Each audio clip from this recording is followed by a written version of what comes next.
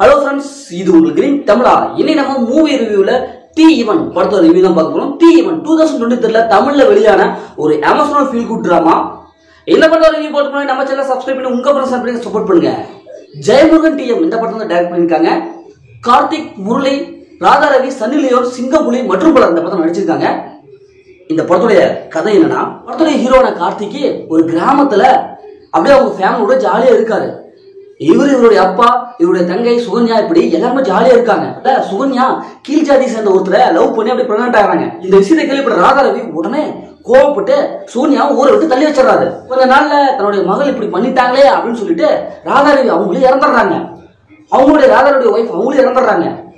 இப்போ தன்னுடைய அப்பா இறந்த பிறகு கார்த்திக் அப்படியே ஒரு வைராக்கியமா தன்னுடைய தங்கச்சி கிட்ட பேசாமலே இருந்துடுறாரு.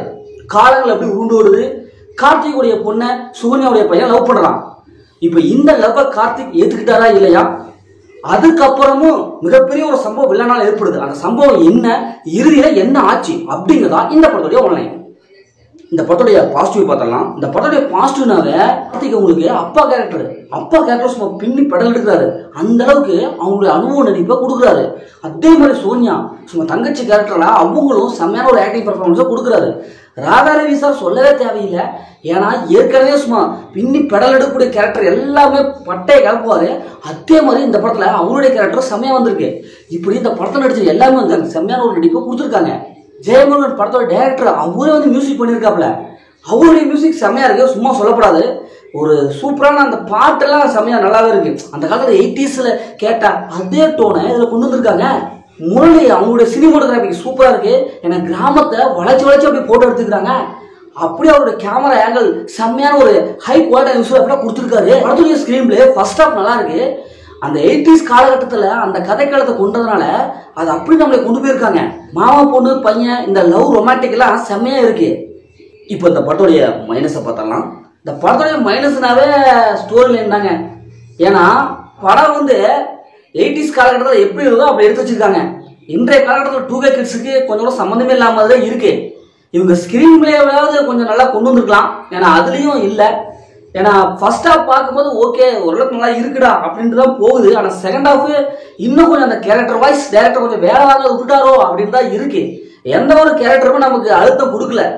எங்கேயும் இந்த சீன்லாம் பார்த்த மாதிரியே ஒரு மைண்ட்ல அப்படியே ஓடிக்கிட்டே இருக்கு. இப்போ கார்த்திக் அந்த தீர்ப்பு வழங்குறது அப்படின்ட்டு எல்லாம் பழைய 80s படத்தில் வந்த கதைகள்லாம் அப்படியே பிரிச்சு போட்டு ஒன்னா அடிச்சு நம்ம கொடுத்துட்டாங்களோ அப்படிங்கிற அளவுக்கு தான் இருக்குது. அதை கொஞ்சம் மாற்றி அமைச்சு ஒரு நாமளே அந்த யூகிக்க முடியாத ஒரு காட்சி அமைப்பு கொடுத்துக்கலாமோ அப்படின்னு தான் தோணுது. ட்விஸ்ட் தனியே இல்லைங்க.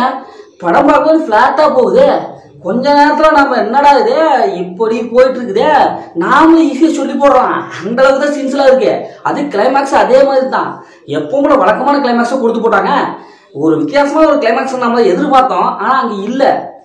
இப்போ 2K கிட்ஸ் நம்மள என்ன எதிர்பார்க்கறோம் இதெல்லாம் பார்த்து சீரியல்ல எல்லாத்துலயும் வந்துருச்சுங்க. இந்த கதை வந்து எல்லாத்துலயுமே வந்துருச்சு.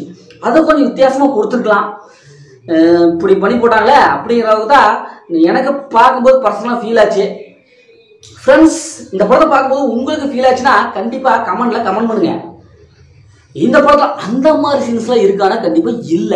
ஃபேமிலியோட பார்க்கலாம், அதெல்லாம் எந்த பிரச்சனையுமே இல்ல. முதல்ல இந்த படம் எப்படி இருக்கு, சூப்பரா இருக்கா இல்ல சுமாரா இருக்கானா? நீங்க பழைய காலத்த மனுஷனா கண்டிப்பா இந்த படம் உங்களுக்கு பிடிக்கும்.